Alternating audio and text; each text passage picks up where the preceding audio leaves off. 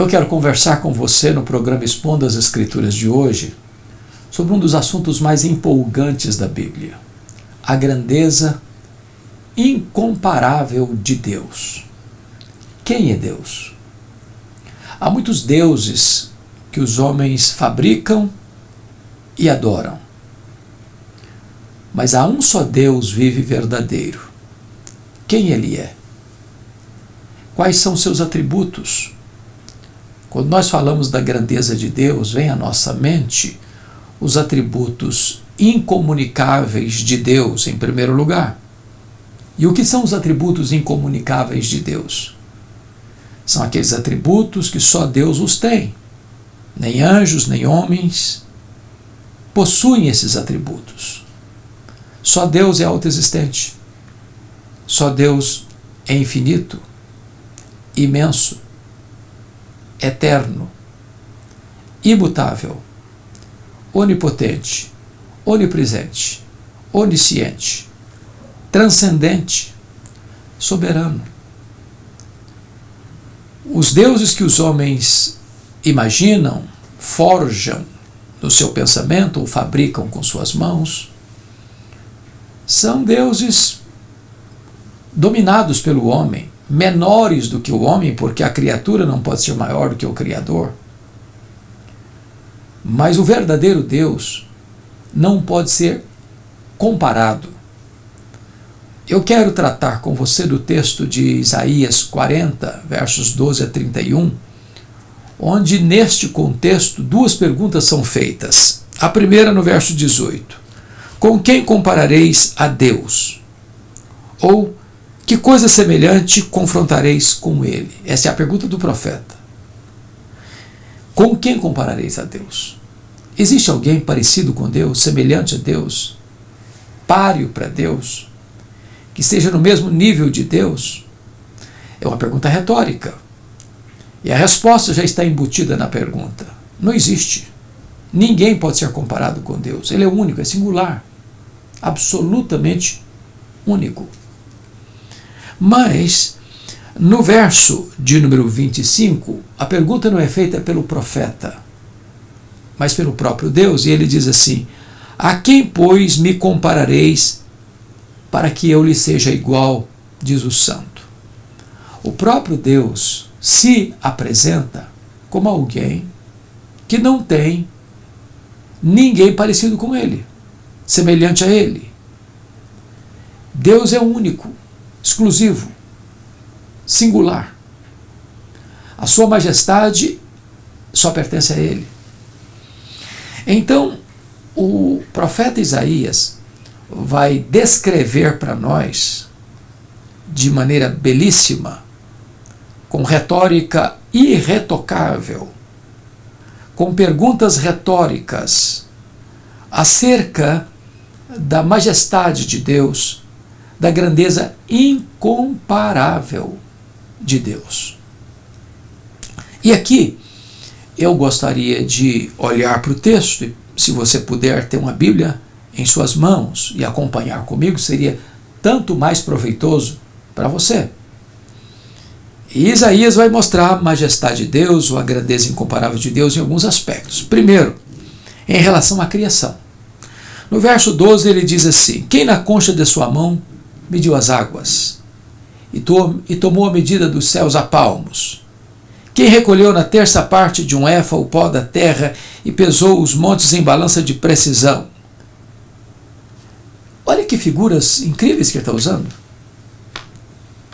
Veja você, este Deus mede as águas na concha da sua mão.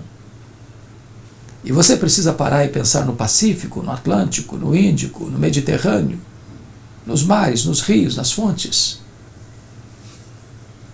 Ele mede as águas na concha da sua mão. Ele pesa o pó da terra em balança de precisão. Ele mediu os céus a palmos. Se você perguntar ao mais ilustrado astrônomo qual é o tamanho exato do universo que Deus mediu a palmos, se ele for honesto, ele vai responder assim: eu não sei. E quando ele diz eu não sei, ele não está confessando uma ignorância absoluta. Essa é uma matéria em aberto. Nenhum ser humano conhece exatamente qual é o último limite do universo. Agora entendamos, o universo não é infinito. Porém, o que a ciência já descobriu e afirma de forma eloquente é que o universo tem mais de 93 bilhões de anos-luz de diâmetro. E o que significa isso? Significa que se você voasse à velocidade da luz, 300 mil quilômetros por segundo, nessa velocidade, você demoraria mais de 93 bilhões de anos para ir de uma extremidade à outra do universo. Ele mediu a palmos. Esta grandeza colossal, estonteante do universo. Este é o verdadeiro Deus. Quando ele vai para o verso 26, ele vai usar uma outra figura em relação à criação ainda. Ele diz assim: levantai ao alto os olhos e vede. Quem criou essas coisas? E ele vai além e diz: aquele que faz sair o seu exército de estrelas, todas bem contadas, as quais ele chama pelo nome. Agora pergunte a um astrônomo de novo quantas estrelas existem. E ele vai responder outra vez: eu não sei.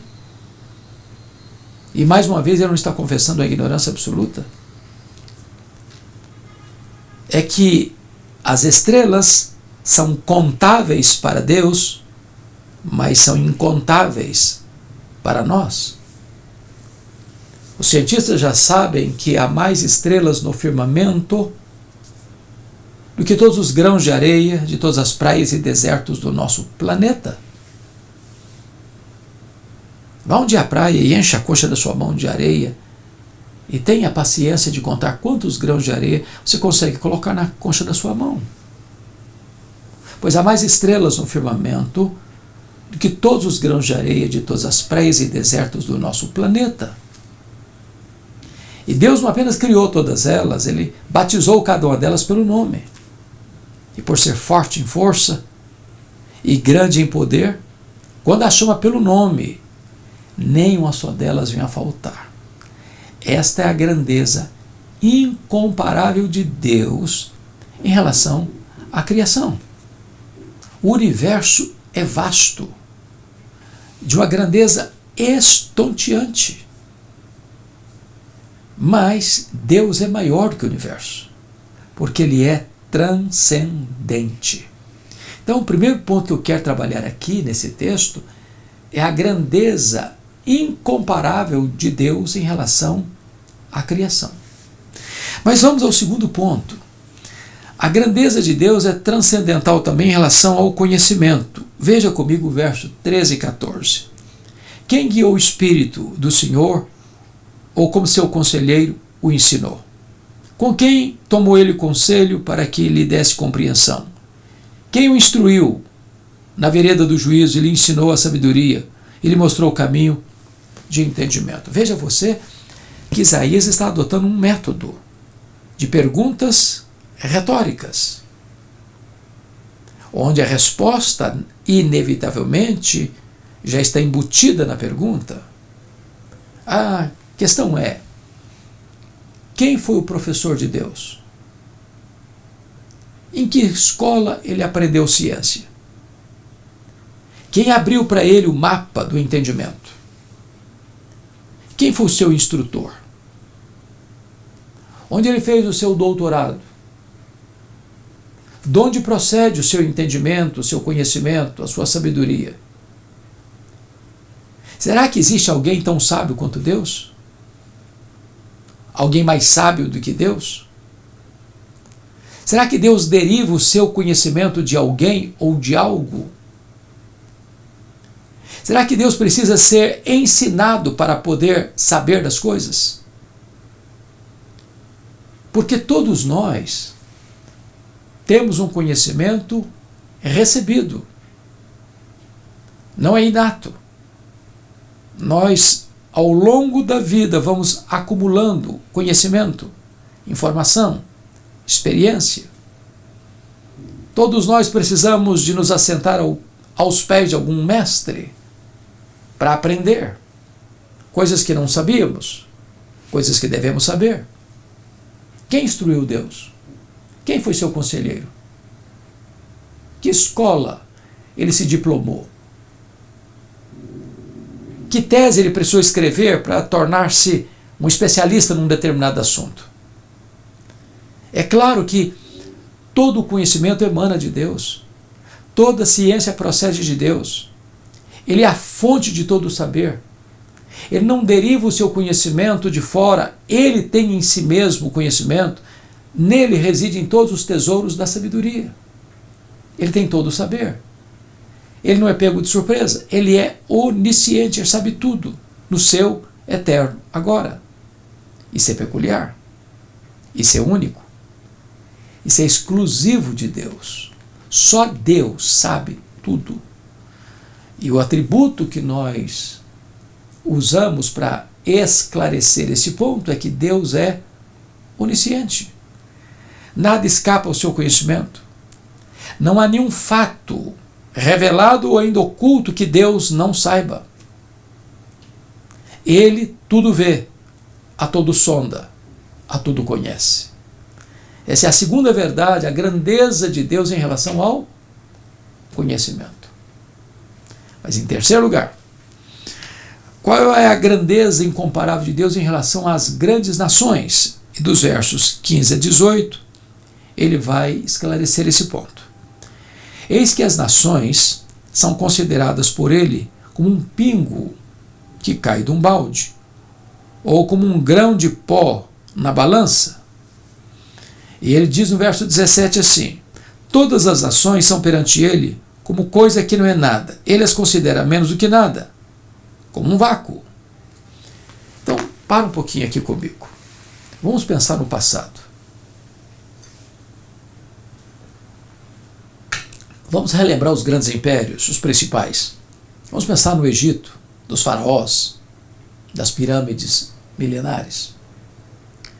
Vamos pensar no Império Assírio, no Império Hitita, no Império Babilônico, no Império Medo-Persa, no Império Greco-Romano, Greco-Macedônio, no Império Romano.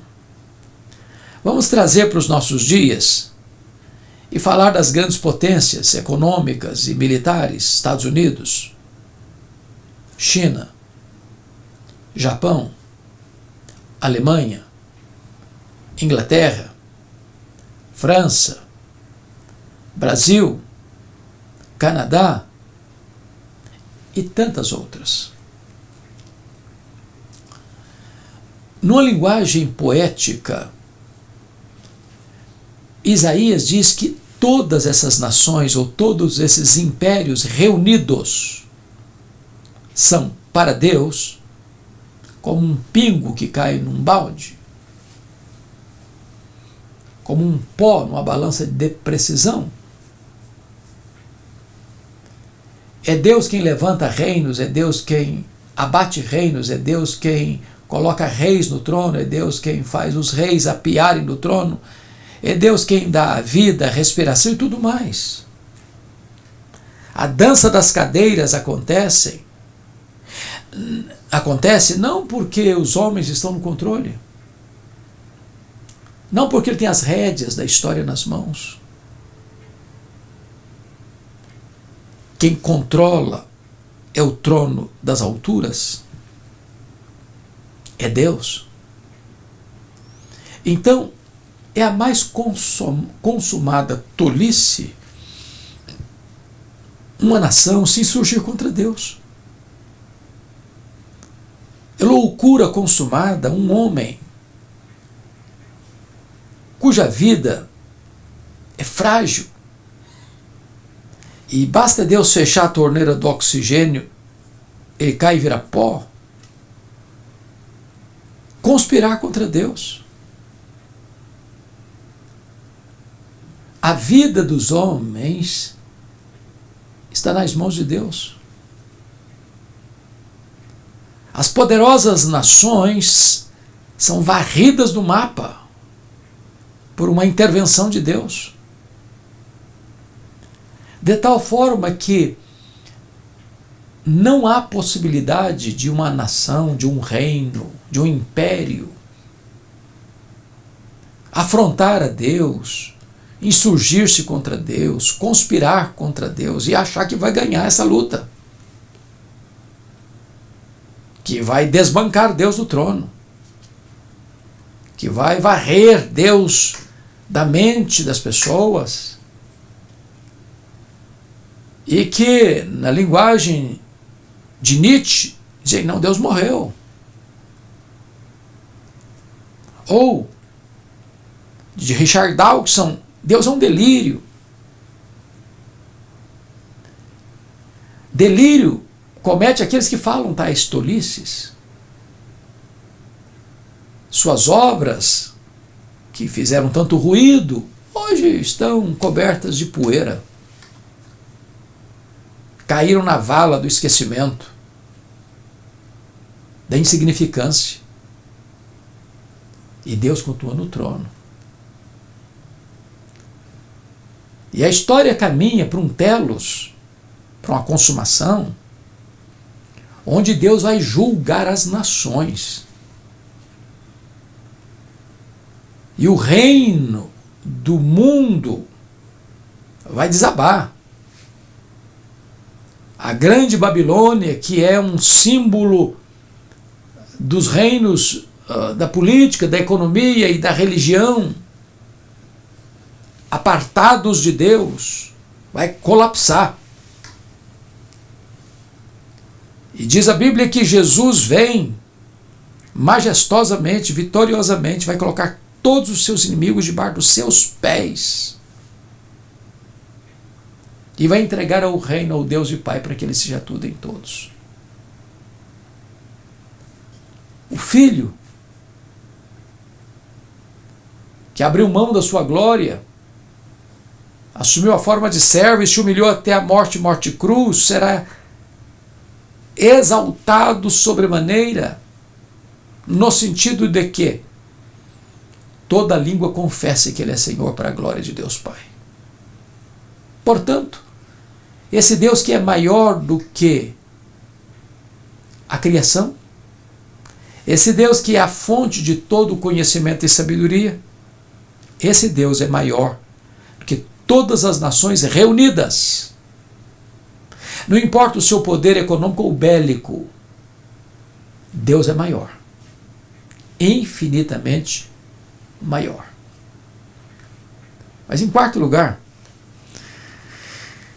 o profeta Isaías vai mostrar a grandeza incomparável de Deus em relação aos ídolos dos povos. Versículos 19 a 21 está assim: o artífice funde a imagem, e o ourives a cobre de ouro, e cadeias de prata forja para ela.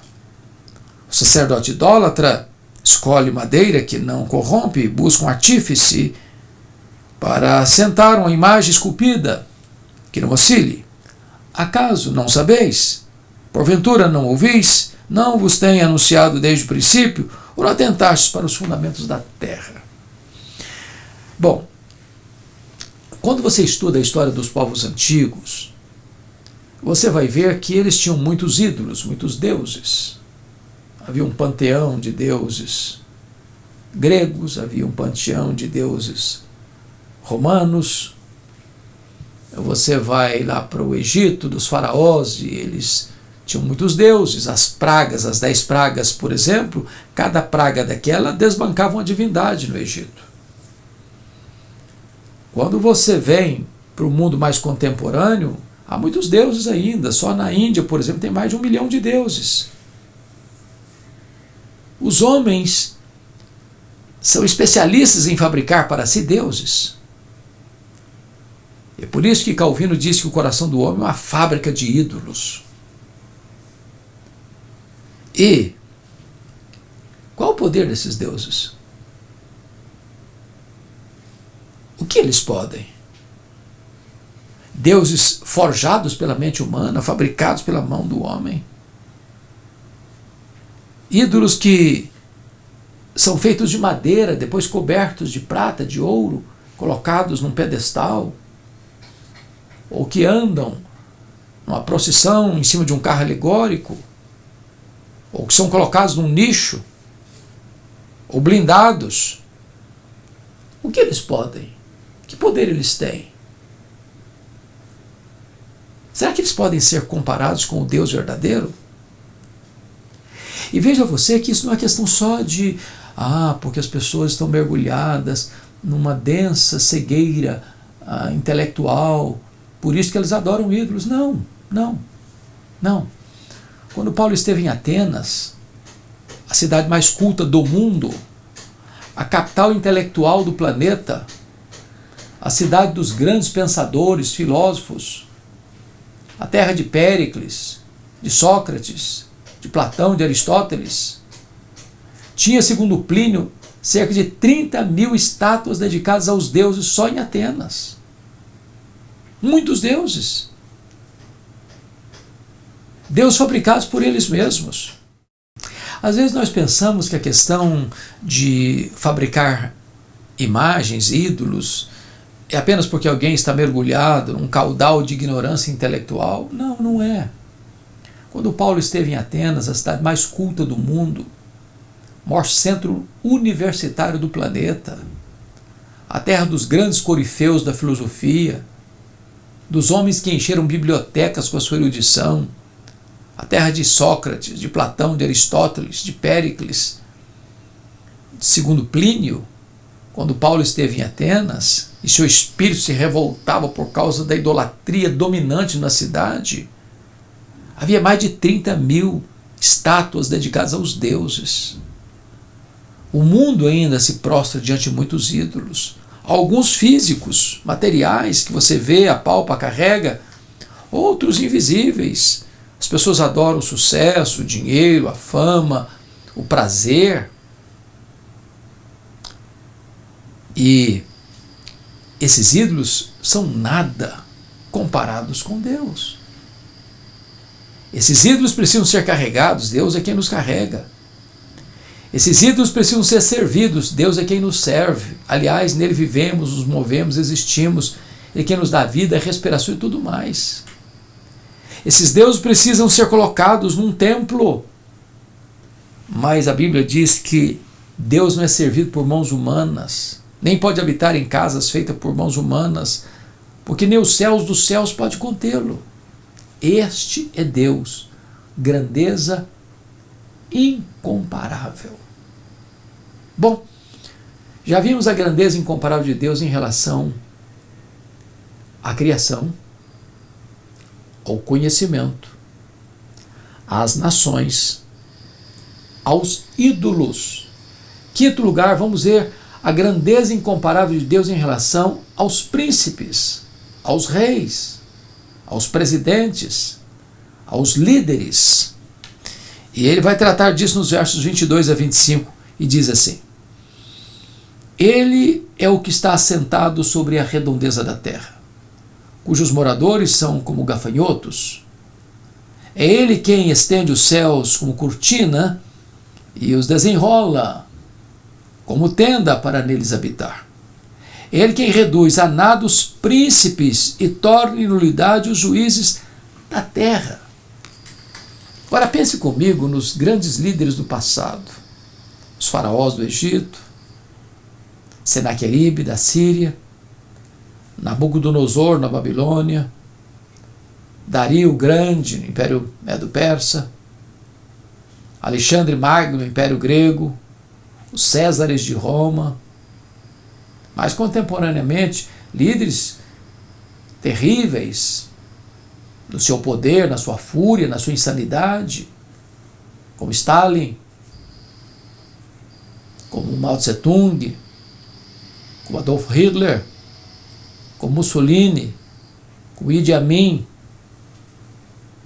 como Fidel Castro, como tantos outros que usaram o poder que tinha nas mãos para oprimir, como tantos outros ainda nos nossos dias.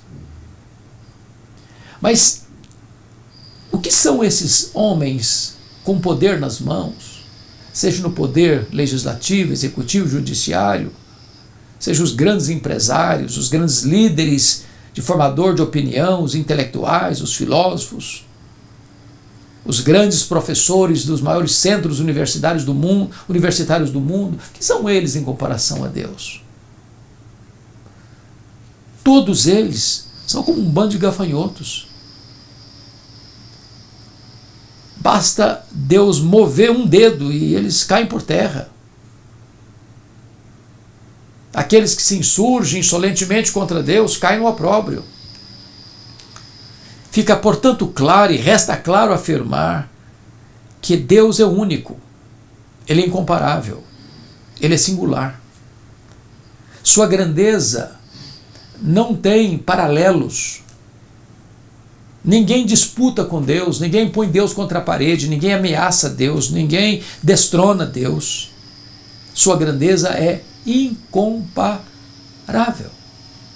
Pois bem, dito isto, quero agora concluir minha fala com você, olhando as consequências disso, porque esse é um texto pastoral. O profeta Isaías está falando do Messias, apontando para a consolação de Deus, falando para o povo de Deus. E aqui, a partir do verso 27, ele começa a fazer a sua aplicação. E ele diz assim: por que, pois, dizes, ó Jacó, e falas, ó Israel, o meu caminho está encoberto ao Senhor, e meu direito passa despercebido ao meu Deus. Diante da grandeza incomparável de Deus, o povo de Israel, o povo da aliança, estava fazendo questionamentos. E o primeiro questionamento, ele diz: o meu caminho está encoberto ao Senhor. Ou seja, Deus não sabe. Deus não sabe o que eu estou passando, as lutas que eu estou vivendo, os vales escuros que eu estou andando. Cadê Deus? Por que ele passa de largo? Por que ele não sabe? Por que ele não conhece? Por que ele não intervém? A segunda pergunta já tem uma implicação mais séria, mais grave. O meu direito passa despercebido ao meu Deus. Agora, ele está chamando Deus de injusto, de cruel, de despótico, de violento, de saquear seus direitos, de roubar seus privilégios. Agora o povo está dizendo: não, nós temos méritos, nós temos créditos, nós temos reivindicações a fazer por merecimento, por meritocracia. E Deus está nos tirando o que nos pertence, o que temos direito, o que podemos reivindicar como nosso. Eles questionam o conhecimento de Deus e eles questionam a justiça de Deus. Mas então, vem o verso 28 e diz assim: não sabes, não ouviste que o eterno Deus, o Senhor, o Criador dos fins da terra, nem se cansa, nem se fatiga? Não se pode esquadrinhar o seu entendimento. O Deus verdadeiro, ele não está cansado, ele não está dormindo, ele não está de viagem, ele não está fora do alcance daquele que o busca. Ele trabalha até agora. Ele precisa tirar férias porque está cansado, estressado, esgotado. Esse Deus não pode ser plenamente compreendido pela limitada e finita mente humana. É isso que ele está dizendo. Não se pode esquadrinhar o seu entendimento. No dia que um homem pudesse compreender tudo de Deus, ele seria igual a Deus. Esse Deus seria limitado. Não tem desse negócio de eu sou doutor em divindade, eu sou PhD em divindade, eu conheço tudo da divindade, que eu que domino esse conhecimento de Deus. Deus está para além do conhecimento humano. Como diz Calvino, eu só conheço a Deus porque ele se revelou. E Deus tem coisas que são reveladas para o nosso conhecimento, e tem coisas que Deus não revelou. E a mente mais arguta e inteligência mais peregrina não será capaz de mergulhar nas profundezas deste saber. De tal maneira que sempre vamos ser surpreendidos por Deus, por sua grandeza infinita, por sua majestade incomparável. Aí nós vamos para o verso 29, e Deus diz assim, através do profeta Isaías: Deus faz forte ao cansado e multiplica as forças ao que não tem nenhum vigor. Que palavra boa! Que palavra consoladora! Porque se Deus não se cansa, você e eu nos cansamos. Fisicamente, emocionalmente, espiritualmente. Ficamos de tanque vazio, andando na reserva, trôpegos, exauridos, esgotados. Mas quando você chega a esse ponto de esgotamento, está escrito que ele faz forte ao cansado. E eu estou precisando desta força de Deus. Você está precisando desta força de Deus. Ele faz forte ao cansado. E mais, ele multiplica as forças daquele que não tem mais nenhum vigor, daquele que está nocauteado, na lona, prostrado. Deus vem e injeta um novo ânimo, uma nova força, uma nova coragem, uma nova disposição. Ele multiplica, ele não soma, ele multiplica forças ao que não tem nenhum vigor. Quantas pessoas que estavam à beira do abismo, flertando com suicídio, tentando desistir da vida, achando que não tinha mais saída, não tinha mais janela aberta, não tinha mais luz no fim do túnel, nenhuma rota de escape. De repente Deus veio, restaurou, curou, libertou, transformou, levantou, multiplicou as forças daquele que não tinha nenhum vigor. Chegamos ao verso 30. Os jovens se cansam e se fatigam, e os moços de exaustos caem. É claro que o jovem e o moço é um símbolo. Símbolo de quê? De vigor, de força, de músculos tonificados, de capacidade de resistência muscular.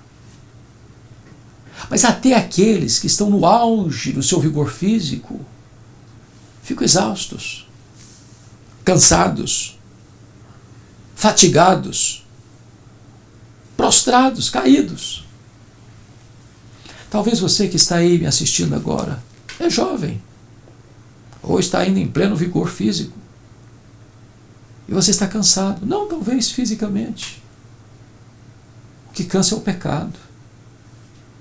Tira o seu vigor, murcha você, estiola você, esmaga você, suga você.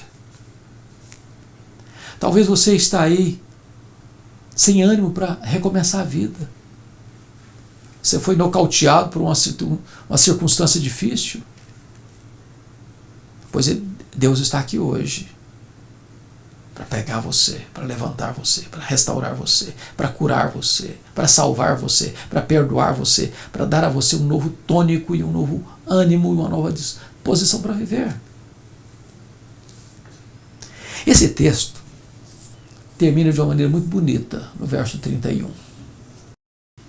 Mas os que esperam no Senhor renovam suas forças.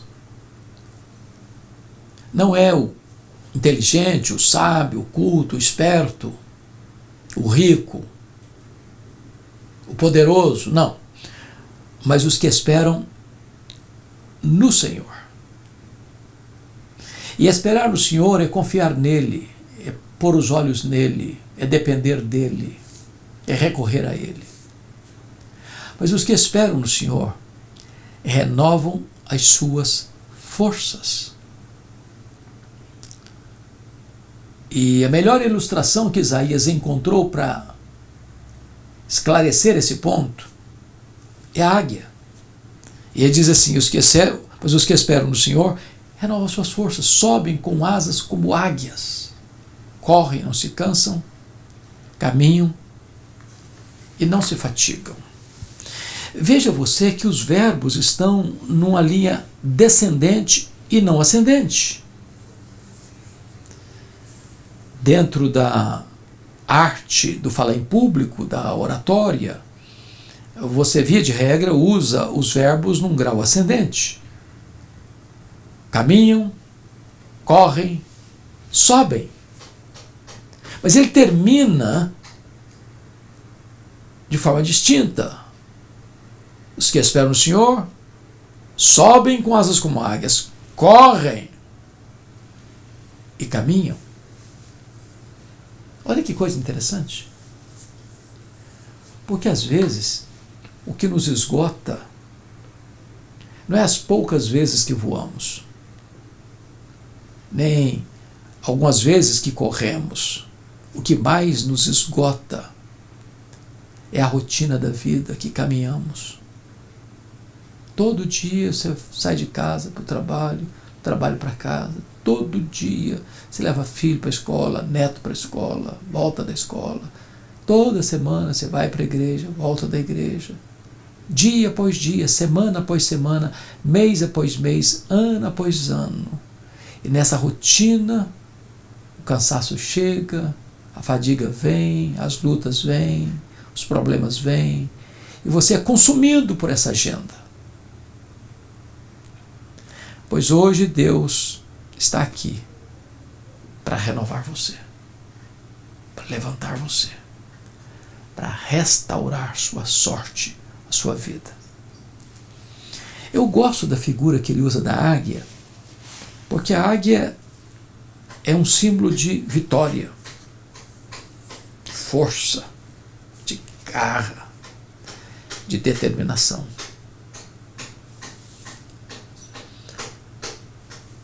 A águia, ela sai. Desculpa, Posso repetir? Eu gosto sobre a águia. Eu gosto da figura que Isaías usa aqui da águia, porque no mundo inteiro a águia é um símbolo de força, de conquista, de vitória. A águia tem as asas possantes, se você perceber, desproporcionalmente maiores do que o corpo. A águia voa nas alturas excelsas. Mas a águia não rufa as asas como um beija-flor. Ela chega às alturas, alarga suas asas e deixa que o vento a carregue. Quando nós subimos às alturas, não a alturas humanas, mas a alturas divinas, nós somos levados pela força do Espírito Santo, pelo vento do Espírito. A águia tem uma visão exponencial. Ela enxerga um alvo ao mesmo tempo para cima, para frente e para baixo. Ela tem 3 fóveas na sua retina. Ela tem uma visão integral. A águia, quando percebe que as suas penas estão enferrujadas, ela faz uma troca. E é por isso que no Salmo 103 diz que Deus renova a nossa mocidade como a da águia. E é por isso que a Bíblia diz que Deus renova na velhice, fortalece na velhice. Assim como Deus renova a águia, Deus renova também você, fisicamente, emocionalmente, espiritualmente. E a minha oração hoje é que você que talvez ainda não tinha parado para pensar quão grande é o seu Deus, quão majestoso é o seu Deus, quão magnífico esse Deus é, o Deus Pai, o Deus Filho, o Deus Espírito Santo, o Deus que nos criou, o Deus que nos sustenta, o Deus da salvação, o Deus da restauração, o Deus da consolação. Quem é o seu Deus? Quão grande Ele é, quão poderoso Ele é. E hoje você buscar este Deus, enquanto você pode achar, enquanto Ele está perto. Não fugir de Deus, mas correr para Ele. Não ter medo dele no sentido de esconder-se nos labirintos da sua própria alma, mas correr para os braços dele, porque ele é Pai, tem prazer na misericórdia e é rico em perdoar. A minha oração é que esse estudo de Isaías 40, 12 a 31, não fique apenas no campo intelectual, cognitivo, mas que isso entre para o seu coração, para a sua alma, para a sua vida. E você possa ser impactado, transformado, poderosamente por esta palavra, para que você conheça Deus, que é a própria essência da vida eterna, e torne este Deus conhecido. Deus abençoe sua vida, Deus abençoe seu coração. Obrigado por estar aqui comigo, partilhando desse tempo tão precioso da exposição das Escrituras. Um grande abraço a todos vocês.